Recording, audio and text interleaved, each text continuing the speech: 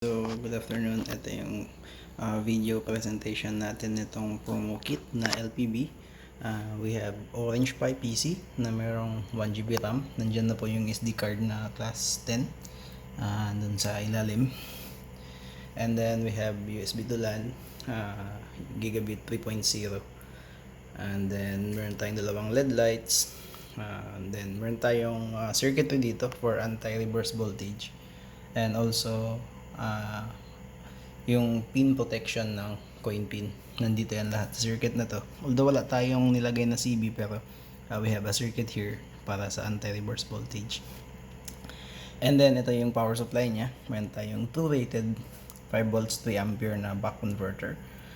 Tapos yung power supply natin is itong 2 rated 12 volts 5 ampere na smps power supply. Ito yung kanyang plug. So yung kit natin naka-built na siya like this. So basically ipa-plug and play mo na lang siya. Meron din tayong RGB LED from Boston. RGB means meron siyang tatlong kulay. Actually mixture of many colors pala yan siya, not just 3. So para yan sa ating fan, aux fan. And kung papansin nyo, may heatsinks din tayong nilagay sa Orange Pi. And then meron siyang paa or yung motherboard spacer.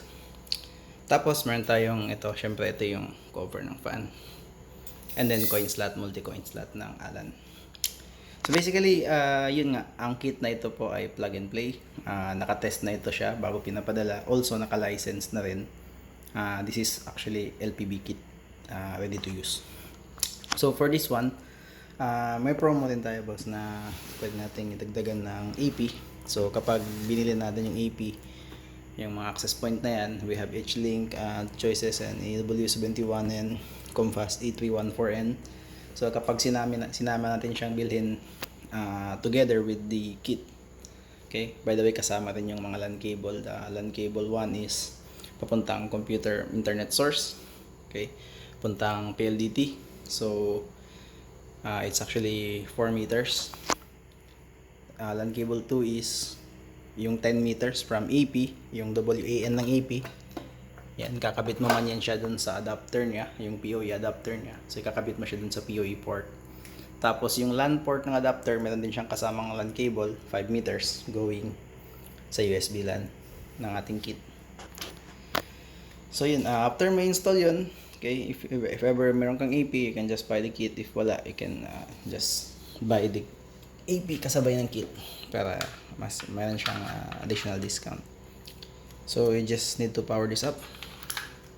Yan po yung kulay niya. This is blue and pink. Tapos meron tayong RGB na LED fan doon, parang fiery LED fan. And then yan po yung ating power supply, yung 2 rated power supply natin. So again, wala siyang custom board, para mas madali siyang install sa box. At the same time, the wiring is pretty sub, no? So it's actually very cleanly wired. Tapos meron tayong circuit dito that prevents yung reverse voltage. Parang may CB na lang din siya. Mas ginawa lang nating simpler. So pag nag-off na to, ibig sabihin ready to use na yung ating Piso Wifi machine. So again, naka-license na ito siya. Okay, just need to turn on the Wifi. Okay, naka-connect kasi ito sa Wifi ko dito. So ang pinangalan ko sa AP is just Piso Wifi Vendo AP. So again, yung sa AP na yan, you can just change the name, kaya man yung bahala. So connected siya kagad na pasok sa LPB. Yan. So popost ko konting video, kukuha ko ng mga coins para ilagay doon sa coin slot. Hindi pala ako nakukuha. So yun, we have it here, mga coins na pwede natin gamitin. So medyo maliwanag masyado yung mga LED lights. Medyo itatabi ko lang siya. Okay. So what I'll do is just press insert money. Okay, naka-license na yan siya. So pagka-insert mo ng money, ilaw ito siya. At the same time, mata-turn on yung coin slot. So kung napapansin mo, cancel ko muna. Okay, cancel ko muna. Kung napapansin nyo, wala siyang GST pin. Pero ang ginagawa kasi natin is power cut wiring diagram or power cut technique. So kung mapapansin nyo, kapag hindi ko i-press ang insert ko, hindi rin yan kakain ng coins yung ating coin slot. Kahit anong gawin mo dyan, hindi siya papasok. So kung hindi siya nag-press ng insert coin, hindi papasok yung coin natin, lalabas din siya ulit. Pero pag nag-press ka ng insert money, Yan, ilaw yan. The same time, mag-trigger yung ating coin slot. So, pwede ka na maglagay ng coin. Oops. Pumasok agad. Yan, 5 pesos. Pwede ka na maglagay ng 10. So, magiging 15. May mga piso din.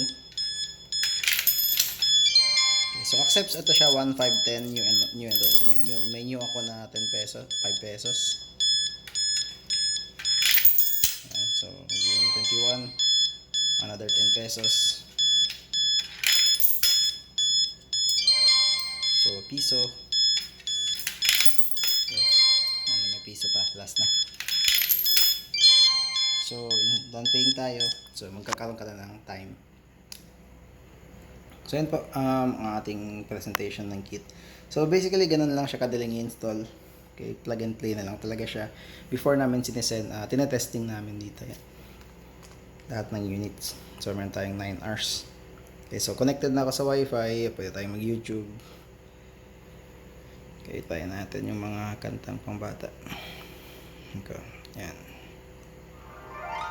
So, kita nyo gano'n siya ka-smooth. And then, yung ganitong power supply is medyo mas tumatagal siya compared sa na-try ko na ibang power supply. Okay. Okay din naman yung mga adapter pa type. And then, gumagamit tayo ng Wifi PC kasi naka 1GB RAM yan siya. Okay, check natin yung admin 10.0.0.1/admin. Okay, 10.0.0.1/admin. So, pasok tayo sa LPB admin. I-login ko muna, hindi ko muna ipapakita yung password. Okay, hindi ko lang ipapakita yung password. And then, CAPTCHA. So, ito kasi yung latest ng admin, ng LPB, no? Yung may CAPTCHA. 15.2. Okay. So, yan. Ayan kanyang sales. Okay, yung kanyang temperature. Okay, I think nakikita nyo yung 26, 28. So, dahil yan sa heatsink, tapos meron siyang nakatutok na fan. Actually, yung fan na yan, palabas naman yan eh. Okay, so 30.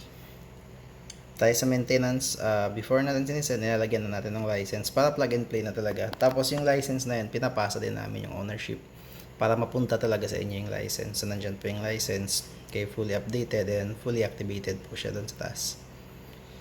So, ang kit na to, ano pa bang pwede? So, pwede nyo i-change yung rates. Okay. Timer rates dito. Okay. Pwede nyo rin i-change yung, pwede kayo maglagay ng free time para kumbaga trial. Okay, para mainggan yung users. And then, may remote monitoring siya ng Injiro. So, basically, LPB talaga siya. May speed limiter. Kaya gusto nyo i-limit yung per unit speed. So, yan. Pwede nyo rin palitan yung design ng portal sa portal settings and portal design. So, thank you for watching. Ito yung ating ready to use LPB kit. So, wala siyang wala siyang custom board, but yung wiring, clean wiring siya, and then meron tayong yung ginalagay natin na wiring sa custom board is nilagay lang natin siya dito sa kabilang side. Tapos hindi naman siya umiinit, that's because of meron siyang fan and meron siyang heatsink, and nakita niyo naman yung temperatures na really high. So, yun. Meron siyang dalawang LED light. So, ilalagay mo na lang talaga siya sa box. And then, kung meron kang AP, pwede ka lang bumili ng AP kasabay niya para plug and play na talaga siya sa box. So, yun. Thank you for watching.